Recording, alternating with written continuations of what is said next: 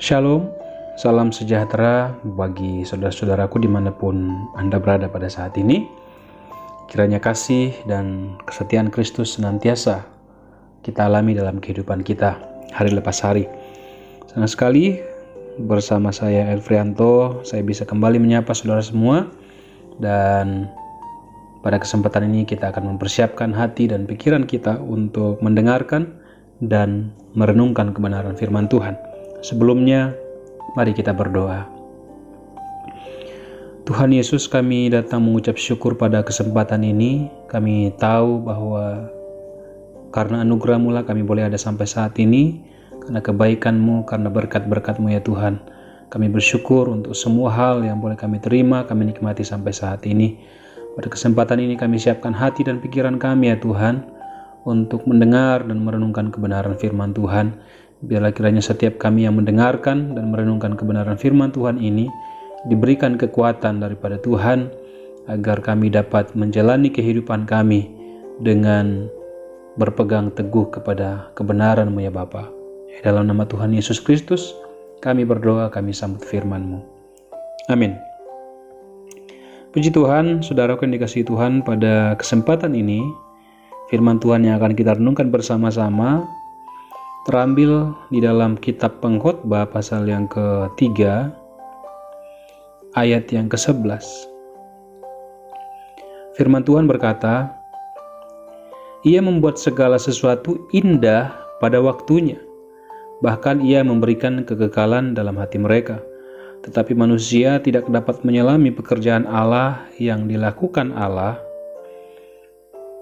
dari awal sampai akhir." Puji Tuhan. Saudara, Tuhan memberikan salah satu anugerah kepada kita yang tidak dapat dibeli oleh siapapun juga dan tidak dapat diciptakan oleh orang sepintar apapun di dunia ini. Dan hal itu bernama waktu. Sepandai dan sepintar apapun seseorang, ia tidak akan pernah bisa menciptakan dan bahkan menahan lajunya waktu itu sendiri. Waktu adalah salah satu hal yang tidak akan pernah kembali di dalam kehidupan kita. Entahkah kita mempergunakan waktu itu ataukah tidak, ia tidak akan pernah menanti dan tidak akan pernah berdiam. Ia akan berlalu begitu saja. Jadi, kita perlu benar-benar mengerti tujuan daripada Tuhan menciptakan waktu, agar kita tidak menyia-nyiakan waktu yang ada di dalam kehidupan kita. Saudara yang dikasihi Tuhan, setiap hal di dalam kehidupan ini punya masa, punya waktu. Apapun yang terjadi pada waktu yang tepat, pasti hasilnya akan selalu baik, hasilnya akan selalu maksimal, hasilnya akan selalu dinikmati.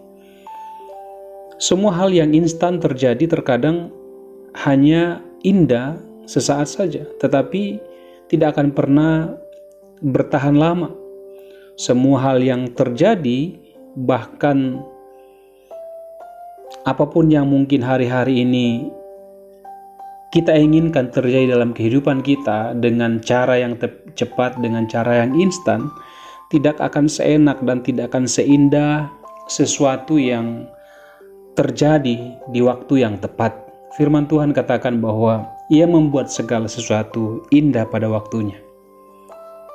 Jadi seharusnya kita berharap bahwa apapun yang sedang kita gumuli, apapun yang sedang kita nantikan hari-hari ini, mari kita belajar untuk menunggu kapan waktu yang terbaik Tuhan nyatakan itu dalam kehidupan kita.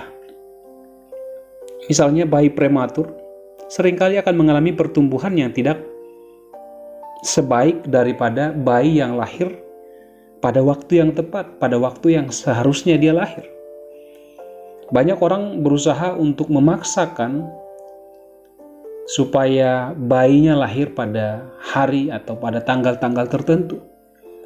Padahal seharusnya tanggal yang mungkin ditetapkan oleh dokter atau yang sudah ditetapkan oleh Tuhan tidak pada waktu tersebut.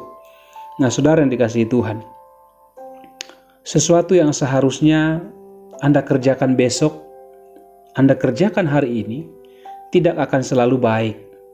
Mungkin cepat iya, tetapi hasilnya tidak akan selalu baik. Misalnya Anda menyediakan makanan untuk hari esok, Anda masak untuk hari ini. Tentunya sepertinya kelihatan baik, tetapi percayalah bahwa rasanya tidak akan segurih atau tidak akan senikmat ketika Anda menyediakan atau memasak makanan itu di besok hari pada saat Anda akan memakannya. Bisa jadi mungkin makanan itu akan basi sebelum tiba waktu besok untuk Anda memakannya. Saudara, ada banyak orang stres menghadapi kehidupan ini karena terlalu sering mengkhawatirkan juga hal-hal yang sebenarnya belum terjadi. Dan ini juga berbicara tentang rangkaian waktu. Ya, selalu berusaha untuk menghadirkan hari besok di hari ini. Kita perlu menjalani kehidupan kita hari lepas hari. Jangan berusaha menjalani beberapa hari sekaligus dalam satu waktu. Karena firman Tuhan katakan bahwa kesusahan sehari cukuplah untuk sehari. Hari besok itu memang perlu untuk kita pikirkan. Tetapi jangan mengkhawatirkan hari esok, sebab hari besok punya persoalan sendiri. Ketika Petrus mendengar bahwa Yesus akan diserahkan, maka dengan seketika ia menjawab bahwa ia tidak akan membiarkan hal itu terjadi. Ia siap memasang badan agar Yesus tidak diserahkan. Tetapi tahukah saudara bahwa ketika hal itu terjadi, ia justru menyangkal bahwa ia tidak mengenal siapa itu Yesus. Adonan yang diolah saudara sesuai dengan waktu yang tepat, pasti hasilnya akan lebih enak, lebih gurih, dan tidak akan bantet. Ya, hidup ini pun perlu dijalani mengikuti waktu yang telah Tuhan tetapkan bagi kita. Kedua contoh ini menjadi pembelajaran bagi kita bahwa jangan terlalu cepat mengambil kesimpulan di dalam kehidupan ini. Jangan terlalu buru-buru untuk mengakhiri sesuatu di dalam kehidupan ini. Jangan terlalu cepat untuk mengambil suatu tindakan. Jangan terlalu cepat untuk memutuskan sesuatu, sebab segala sesuatu firman Tuhan katakan bahwa ada waktunya. Jadi apa yang kita simpulkan tepat waktu, yang kita lakukan tepat waktu, apa yang akan kita